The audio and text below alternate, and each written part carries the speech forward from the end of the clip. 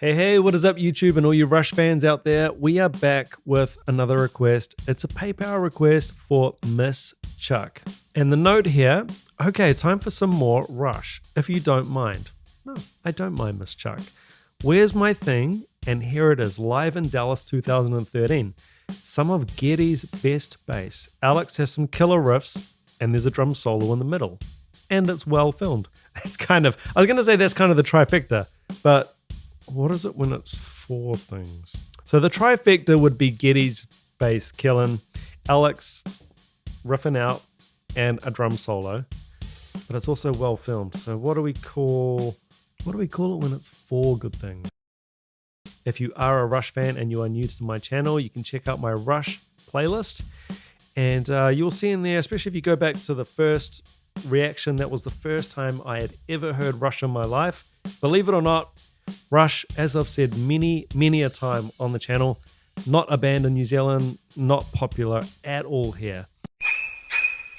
And you can think it's strange as you want.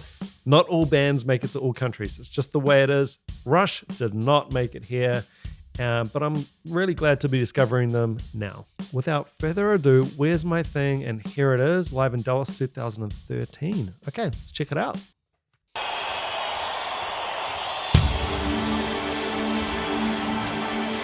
Here's the professor.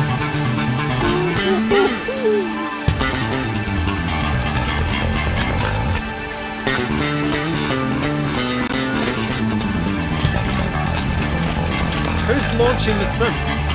Is that Alex?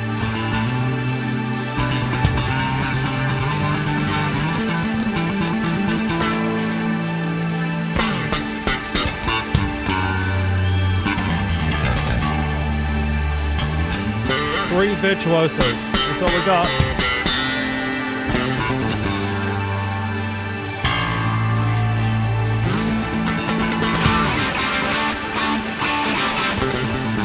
Moving images behind the drums there.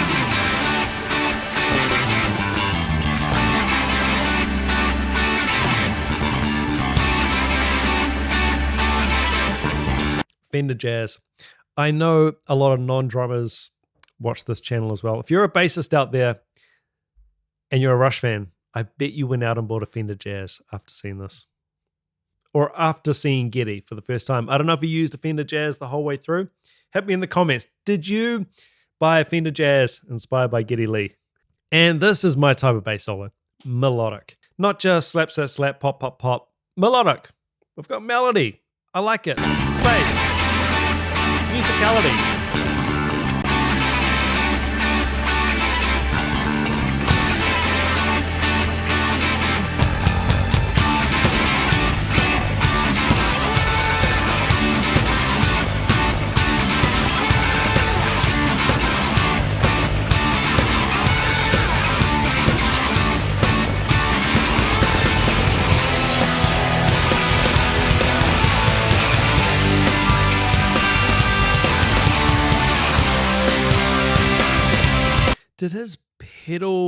Did Geddy's pedal set off the new synth part there? Hit me in the comments.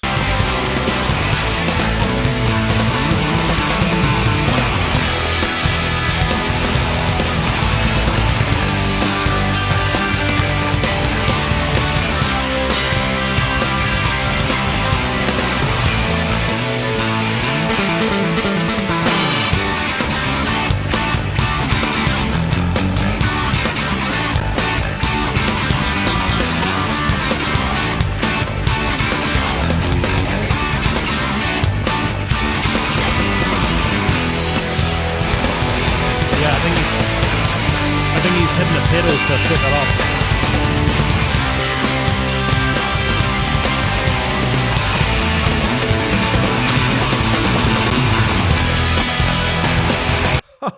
Hold up. We got a monkey in a lab coat walking around up here. I tell you, one thing that does stand out for me, I'm getting a lot more used to Neil Peart and the choices he makes on the drums and his sound.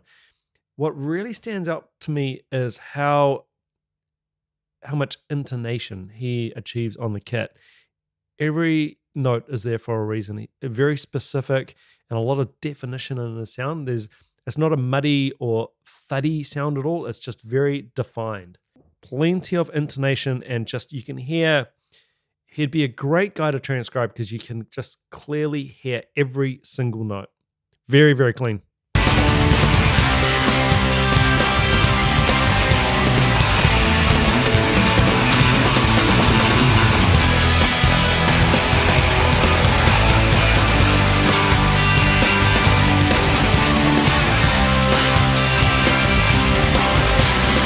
I'm lost. Hit me in the comments. Now we're rocking.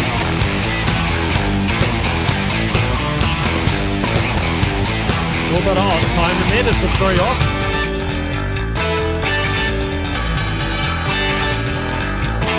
Neil the Showman, eh?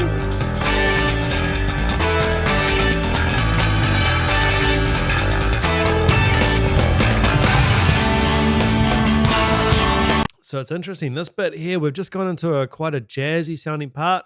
And you see Neil flip his left hand around into a traditional grip. Well-studied drummer.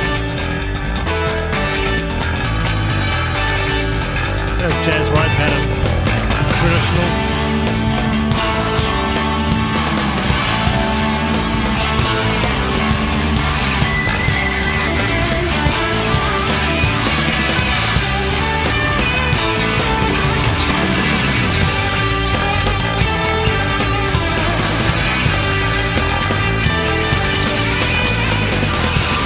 That's matched for the rock stuff.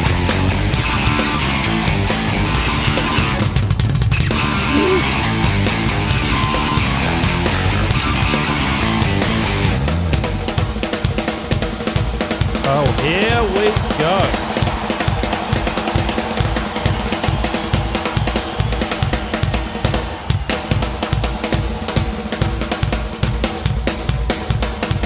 Quarter note bass, accent pattern on the hands.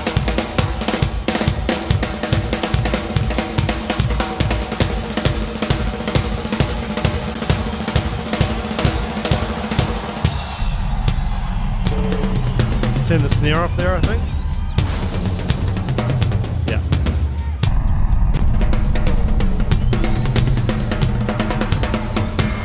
That timbale kind of effect with the snare off, huh?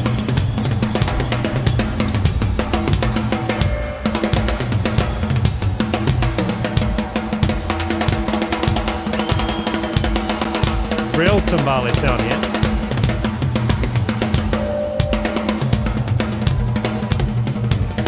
It's doing that 3/4 foot ostinato again.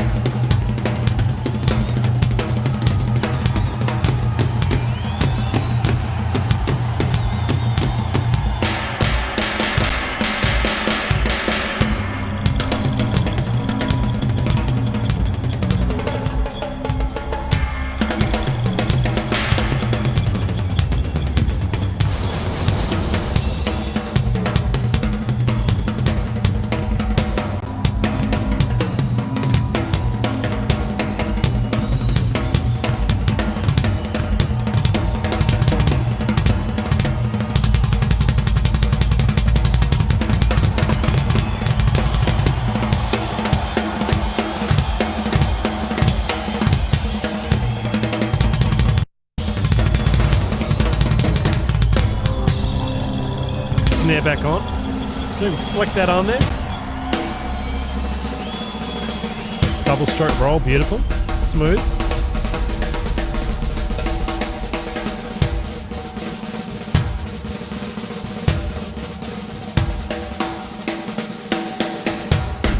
Really nice stick path there, straight up and down on the head, no funny angles, as you would expect.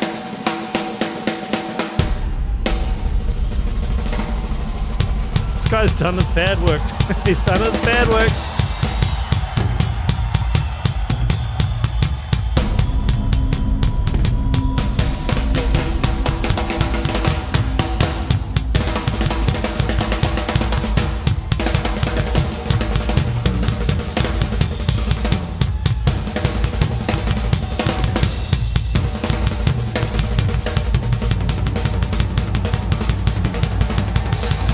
That's a cool pattern.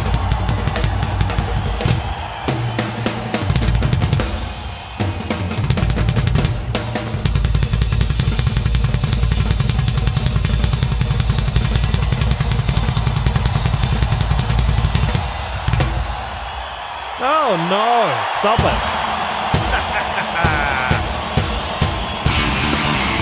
Ah, look. Oh no, we're almost finished. I'll carry on. Try and remember that.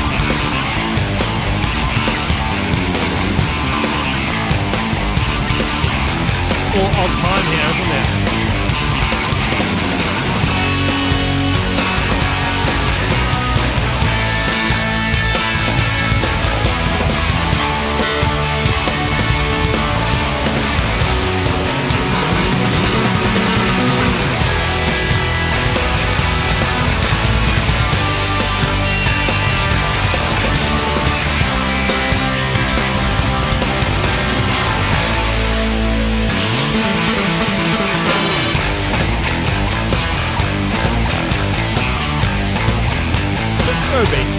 Disco never dies. It just comes back in a different form.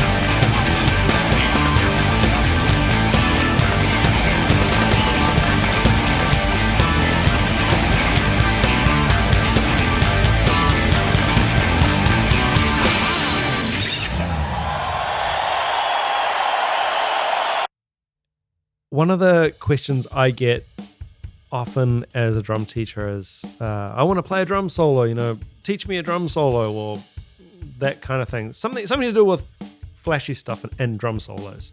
And by the way, I'm not a great soloist by any stretch at all. Not even going to pretend to be a great soloist, because I'm not. I don't even particularly enjoy taking drum solos at all. But it's just so interesting watching an expert, great drummer like Neil Peart take a solo. And it's so interesting how he takes his time.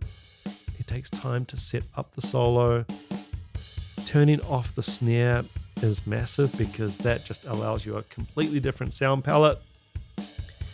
And the thing I do tell my students who really want to have a go at soloing, which there's nothing wrong with wanting to have a go at soloing, but look, my first question every time is, have you been doing your rudiments?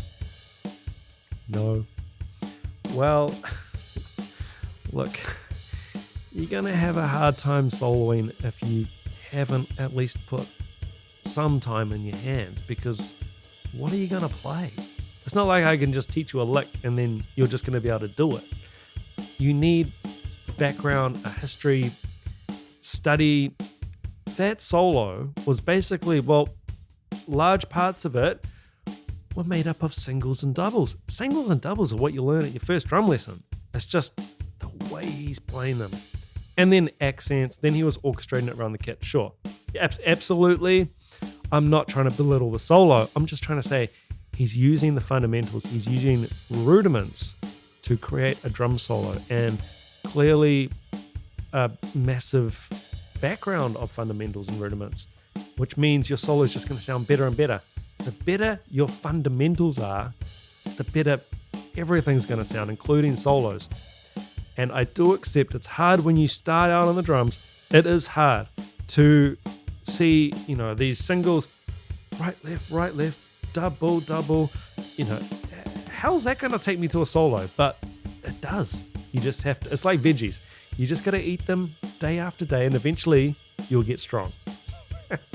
I hope that made some kind of sense to you. Look, if you enjoyed the video, please be sure to subscribe and hit the like button, and I'll see you on the next one. Ciao.